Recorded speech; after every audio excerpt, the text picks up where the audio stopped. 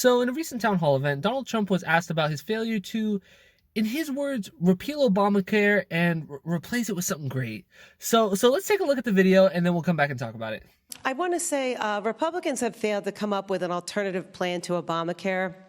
How do you plan to rally the Republicans around a plan, and what would be included in that? Thank you very much. It's a great question and very important, health care. And I think it's probably the thing that I'm most disappointed that I haven't been able to say what a good job we've done. I haven't been able to sell what a great job we've done.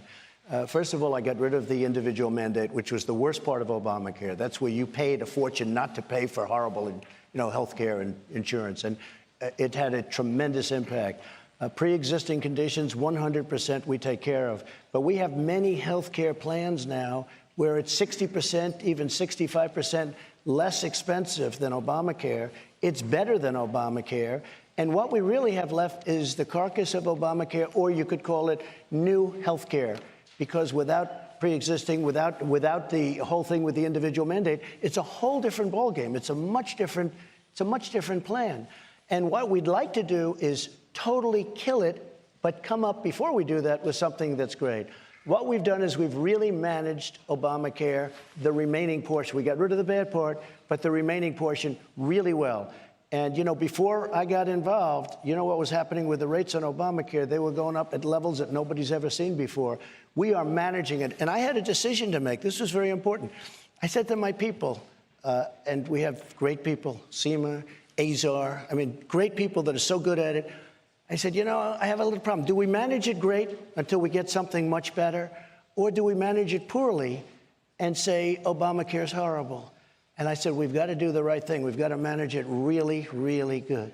So it's not great health care, but we're managing it fantastically.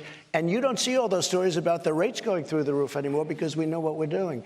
At the same time, we want to get you really fantastic health care. If we can win back the House, we'll be able to do that. We have to win back the House, keep the Senate, keep the White House. We'll be able to do that. Thank you. Thank you very much. I just want to follow up quickly on that, because the issue of pre-existing conditions, Right. You say you're going to protect them, Right. But your administration is also fighting Obamacare in the courts. So how do you promise people that you're going to protect them based on that? That's what I said. We want to terminate Obamacare because it's bad. Look, we're running it really well, but we know it's defective. It's very defective. We got rid of the worst part.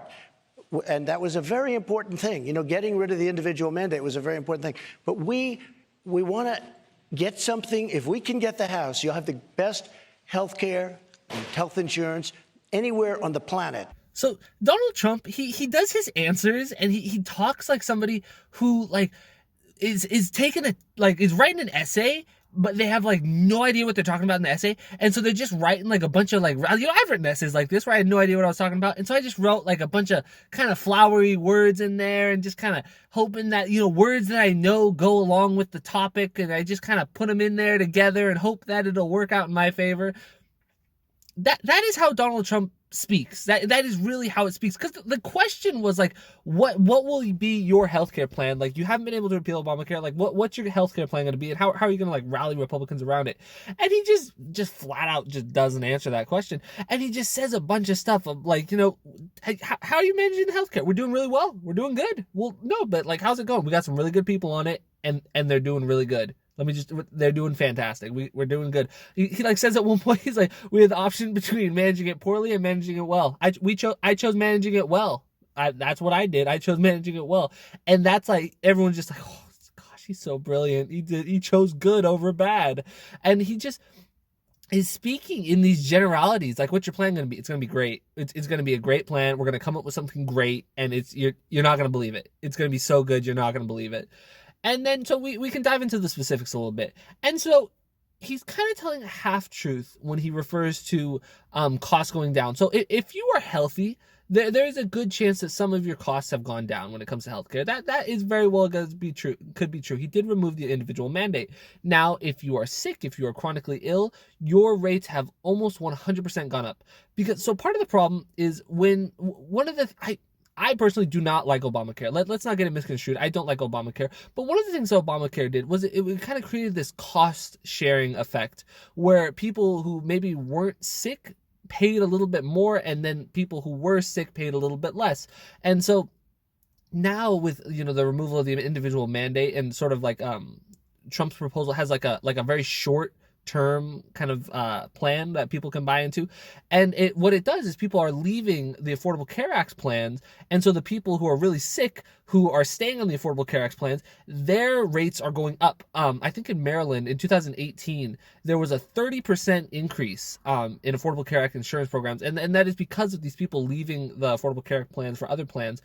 And so if you're sick, your costs are really going up. And if you're well and if you're healthy, there's a chance that your costs are potentially going down. But we can't have a system where it's just because some people, I mean, they don't care. Some people are like, oh, I'm healthy, I don't care about sick people. But we got to think about it where what if you came down with like a illness or something, like a catastrophic illness?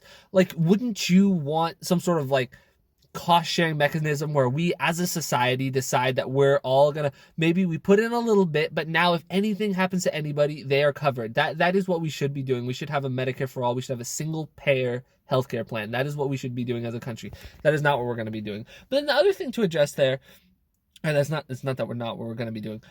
It's what we should be doing. We should be doing single payer. Anyway, another thing to address there is he talks about pre-existing conditions, and he knows that pre-existing conditions protecting pre-existing conditions is a popular thing.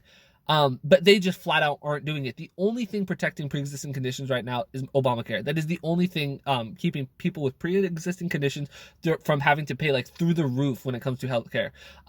And so he's just flat out lying when he says that, like, oh, we're fighting super hard to get rid of pre-existing conditions. And the moderator even asks him about it, like, oh, but you're fighting Obamacare. And he's like, oh, but we're helping pre-existing conditions, even though we're trying to get rid of the thing that protects people with pre-existing conditions. But we're gonna come up with something for that, and it's gonna be great, and you're gonna love it. It's gonna be great. But it's just he just says what he wants, and he might get pushed back, but then he just he maybe says a joke or two. He's funny. He's a funny guy.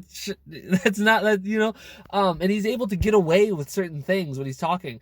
But there was a lot of falsehoods in that video, and I hope I was able to clear up some of those. If you disagreed with anything I said in the video, please leave a comment below. But if you enjoyed the video, make sure to like and subscribe, and have a great day.